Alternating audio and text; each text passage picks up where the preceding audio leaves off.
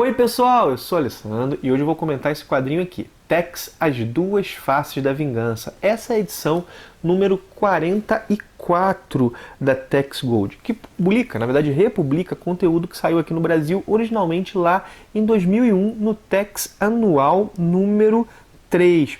Na Itália, esse conteúdo saiu na Max Tex número 4 de 2000. Aqui nós temos duas histórias com a mesma equipe criativa, com o Antônio Segura nos roteiros e o Miguel Ângelo Repetto nos desenhos. Bom, os títulos das histórias são A Ira de Tex e Ódio Implacável. Vale dizer que essas duas histórias saíram também em edição única, tanto no Tex Anual quanto no Max Tex italiano. Ou seja, elas foram pensadas em conjunto. E as duas histórias são bem boas e ambas são muito tristes assim. É impressionante como o Antônio Segura dessas histórias é diferente do Antônio Segura de O Caçador de Fósseis e O Ouro dos Confederados. Tanto em O Caçador de Fósseis quanto em O Ouro dos Confederados há um tom de humor muito bem trabalhado, já mencionei isso aqui no canal. Nessas histórias aqui, não.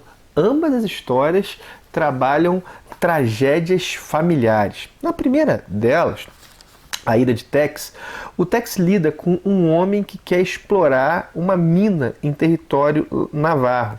Ele é aliado do responsável pelo forte militar mais próximo. Esse soldado, vamos colocar assim, esse oficial do exército, ele é um corrupto vaidoso que só piora a situação dos índios. E esse aristocrata que quer explorar a mina, ele tem um ódio mortal dos índios. A família dele foi assassinada por índios no passado, ele teve uma irmã sequestrada. Só que assim, se a gente for olhar, a família desse cara também fazia mal aos índios. E aqui nós vemos uma situação bem interessante sendo trabalhada. Um contexto social que perverte os homens e que gera dores para ambos os lados.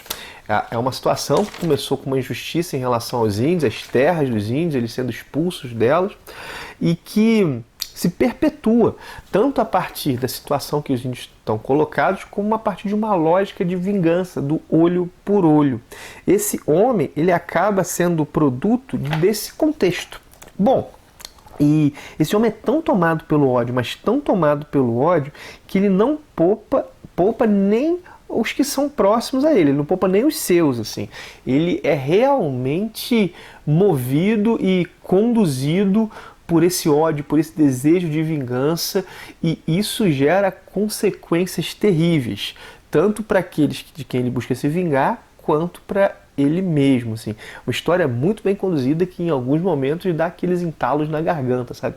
Tem um final, assim, muito bom, tanto do ponto de vista da conclusão dessa tragédia, quanto do ponto de vista das sequências de ação. São sequências realmente muito boas, assim. Tex e alguns companheiros tendo que invadir as ruínas onde esse aristocrata e alguns homens se intocaram, assim. Bom, vamos para a segunda história. Antes disso, deixa eu mostrar um pouco mais os desenhos. Um pouquinho mais. Os desenhos do Miguel Ângelo Repetto também são bem legais, né? Mas vamos lá, vamos para a segunda história, para a história Ódio Implacável. Essa é uma história menor. Ela tem aí, sei lá, talvez metade do número de páginas que tem a anterior. Mas é uma história bem boa também. Começa com uma sequência com ladrões de gado, do Tex e o Carson, mais algumas pessoas, armando um plano para tirar esses ladrões de gado que se esconderam, se colocaram numa situação bem que em princípio parece ser difícil de ser abordada. É uma espécie de buraco, vamos colocar assim, fechado por montanhas por todos os lados, exceto por uma entrada. E aí nós vamos ver um plano do Tex, que envolve um estouro da manada. Bom, pois bem, a história começa com isso, com essa sequência de ação, mas logo ela cai sobre ela vai para uma linha que é diferente, que o Tex acaba descobrindo a partir de alguns escalpos, sobre um homem, que foi o homem que vendeu esse gado roubado, que mata navarros, inclusive ele vê esses escalpos aí, né? Bom, e a partir disso a história segue. O Tex vai no rastro desse homem, vai fazer a investigação. Bom, o que nós temos nesse contexto, né? Porque também isso aqui é uma tragédia familiar, né? Nós temos um homem que odeia o pai, um filho bastardo que odeia o pai por assumi-lo. E ele convive com o pai, ele é o empregado do pai, ele convive com seu irmão, mas esse ódio é cultivado nele. Bom, a história, boa parte dela é uma longa sequência de ação do Tex e do Carson contra todo um vilarejo, porque esse vilarejo julga que eles são assassinos, sequência de ação muito bem feita aí pelo Segura. E eu já ia falar Segura e Ortiz, não, pelo Segura e pelo Repetto. Bom, e na história nós também vemos uma espécie de redenção trágica de um criminoso. O criminoso que nós vemos em determinado momento da história, ele se redime, mas numa situação bem triste, assim. Inclusive, esse criminoso, ele é visto de maneira diferente pelo Tex e pelo Carson ao fim da história.